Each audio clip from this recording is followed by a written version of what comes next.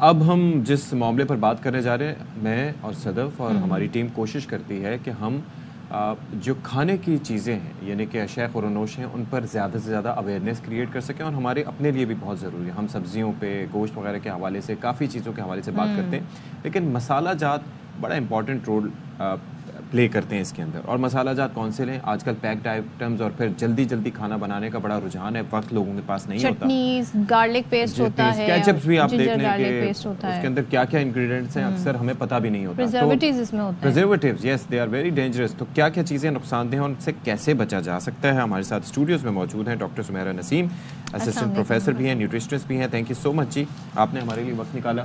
تو بھائی it's every where. اب یہ ہے کہ دور وہ آ گیا ہے کہ آپ کہتے ہیں کہ جھٹ پٹ بس چیزیں ہو جائیں.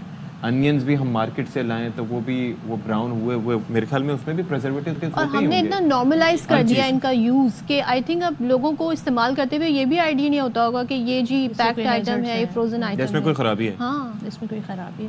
بالکل آپ نے صحیح کہا. جو آپ نے کہا کہ ہمیں جھٹ پٹ چاہیے، ہمیں ہر چیز کوئک چاہیے. شاید موبائل یوز کی وجہ سے جو ہے ہم فوراً جو ہے 1 منٹ کا بھی انتظار نہیں کر سکتے.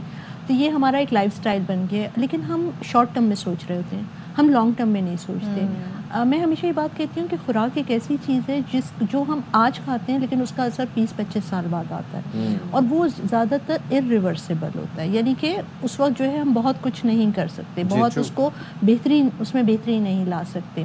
تو جو کھانے ڈبوں میں بند ہوتے ہیں، ایک بات یاد رکھیں، اس کے لیے ہم کہتے ہیں ہڈن سورس ہے. ہڈن سورس کس چیز کا ہے؟ نمک کا، چینی کا. کیونکہ نمک اور چینی صرف کھانے میں ذائقہ نہیں دیتی، یہ شیلف لائف کو بڑھاتی ہے. یعنی کہ جیسے پرانے زمانے میں گوشت کو نمک لگا کے دھوپ میں سکھایا جاتا تھا، بالکل، تاکہ وہ زیادہ دن چل سکے. تو وہ تو سلسلہ چل رہا ہے. کون سا پریزرویٹو برا ہے؟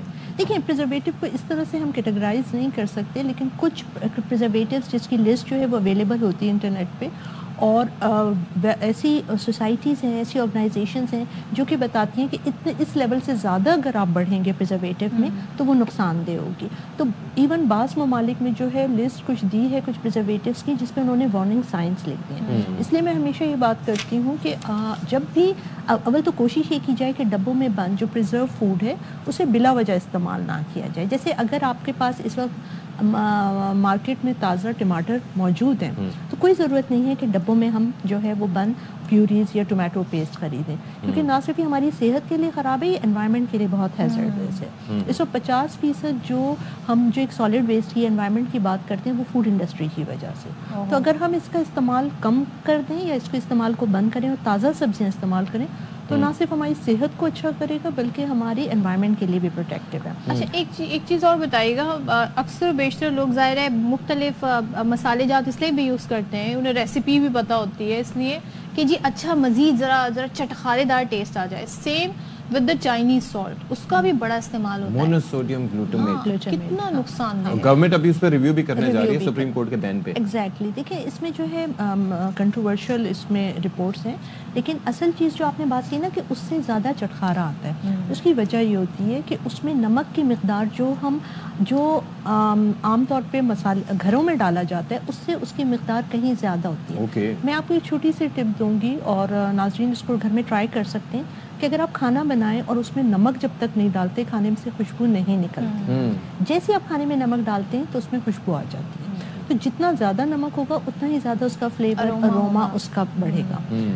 ہماری ٹیسٹ برڈز جب ایک خاص لیول کا نمک یا چینی کی عادت ہو جاتی ہے تو جب ہم ہیلدی فوڈ کھاتے ہیں تو وہ ہمیں بدمزہ لگتا ہے.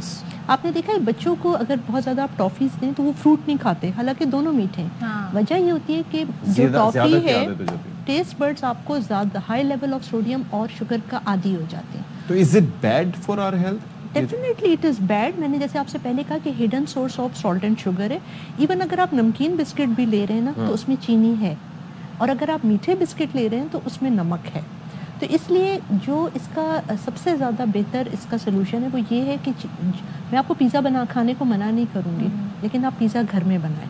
اور باہر میں نے آسٹریلیا میں رہی ہوں, وہاں پہ باقاعدہ ایسی بکلیٹس آتی ہیں کہ وہ آپ کو پیزا کی ریسیپی بتاتے ہیں جو کہ مارکیٹ میں بن رہا ہے اور پیزا جو گھر میں بن رہا ہے, اس میں فرق بتاتے ہیں کہ اس میں سوڈیم کی مقدار بہت کنٹرولڈ ہوتی ہے, تو کسی طور پہ بد ذائقہ نہیں ہوتا.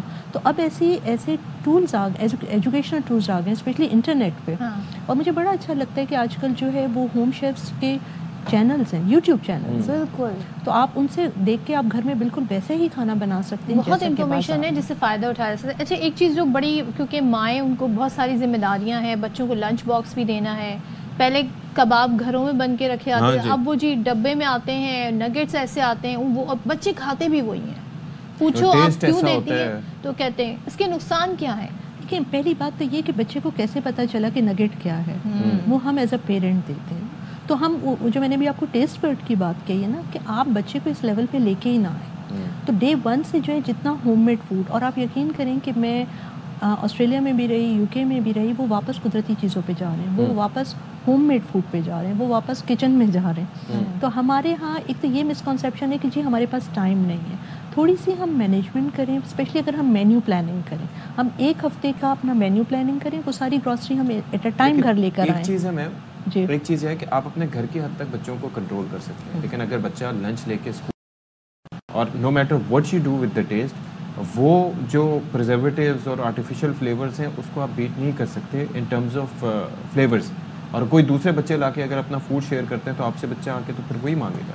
دیکھیں, جب پیرنٹس میں اویئرنیس ہوتی ہے نا, تو جیسے میرا بچہ جب تک اسکول جا رہا تھا تو میں دیکھتی تھی کہ وہاں پر اگر ان کی کینٹین میں انہیلتھی فوڈ آ رہا ہے تو میں جا کے پرنسپل سے بات کرتی تھی. تو یہ ایک پیرنٹس کو, اور اس وقت سوشل میڈیا کا دور ہے, اگر پیرنٹس جو ہیں وہ سوشل میڈیا پہ آ کے اس پہ بات کریں, وہ اپنی اویئرنیس کریٹ کریں, تو ہر اسکول کو یہ فکر ہوتی ہے کہ جی ہماری بات جو ہے, ہمارے اسکول کی یہ بدنامی کی بات ہے کہ ہم انہیلتھی فوڈ دے رہے ہیں. تو اب بہت سارے اسکولس جو ہیں وہ نیوٹریشنسٹ کو انوائٹ کرتے ہیں, جیسے آج آپ نے مجھے انوائٹ کیا, وہ اسکول میں انوائٹ کرتے ہیں, سیشن ہو, پیرنٹس کو ایجوکیٹ کرتے ہیں, ٹیچرس کو, ایون کینٹین کیفیٹیریا جو اسٹاف یا مینیجرس ہوتے ہیں ان کو ایجوکیٹ کرتے ہیں کہ آپ نے ہیلتھی فوڈ کیسے دینا ہے. Thank you so much doctor Sameera Naseem, thank you so much, اور آپ نے مفید مشورے دیے.